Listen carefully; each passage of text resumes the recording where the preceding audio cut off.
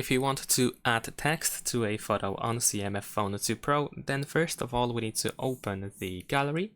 Once you open the gallery, we need to select the photo that we wish to edit. So let's say I'm gonna choose this one and then press this pen icon in the bottom right corner. After that, you should be able to scroll pretty much all the way to the last option where we have markup and then we have text. Now we can write anything that we wish to have on our photo. I can't write, sorry. There we go. Besides that, we can also choose the color and we can press done.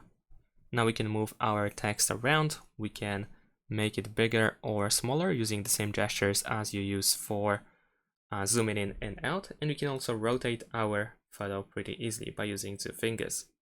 And there we go. We can of course tap this X in the top left corner of the text box in order to remove the added text. Press done over here in the bottom right corner once you are done with your text, and then we can save copy. And that's it. Thanks for watching, leave a like and subscribe to my channel, and see you in my next videos. Bye!